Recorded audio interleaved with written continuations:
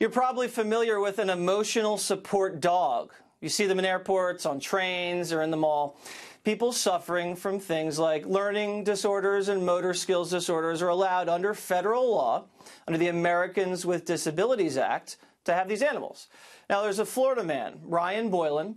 He's taken it to a whole nother level with a squirrel named Brutus because he has severe anxiety and is now facing eviction from his condominium.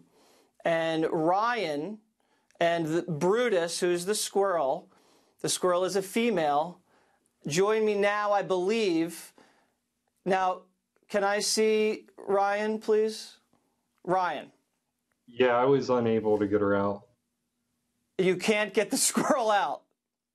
She's asleep, and I tried getting her out. I sent a bunch of videos that I took today before she went to sleep, and hoping you could play those.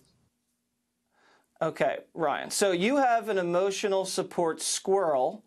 Why do you need a squirrel for emotional support?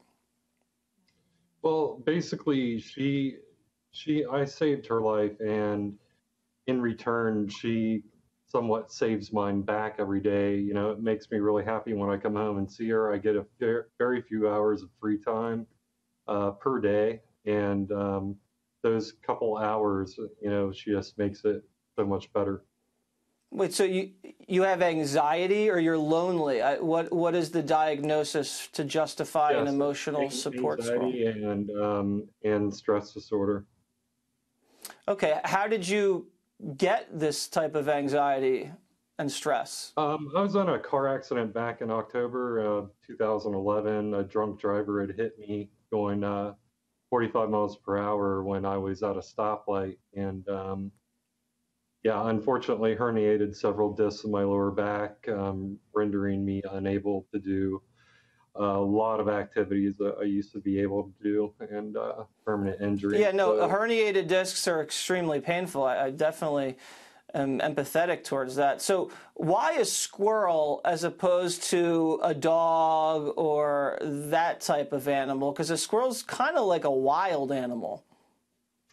Well, Hurricane Matthew came through Florida, and the day afterwards, I had found her underneath a car that was at a traffic light and about to run her over, and a group of people, kept saying somebody needed to do something. So I crawled underneath the car. I pulled her out from underneath the tire, and that's when I saw that she didn't have her eyes open yet. She didn't have any fur. All right, so you rescued the squirrel, and then the squirrel became your pet, and the squirrel behaves?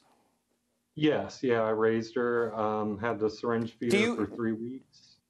Do you walk around with the squirrel like on your shoulder? Do you carry it like a baby? How do you transport it?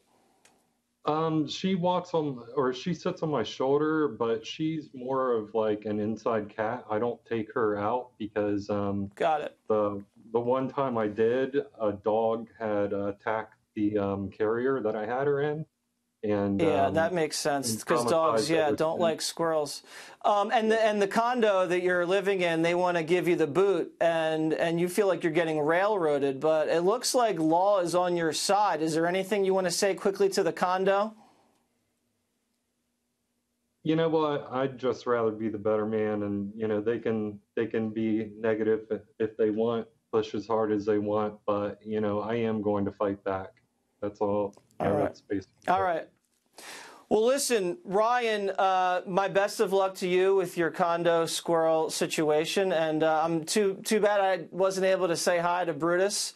I'm sure she's a beautiful squirrel, and hopefully she gets a great nap in and she's well rested. Thank you very much.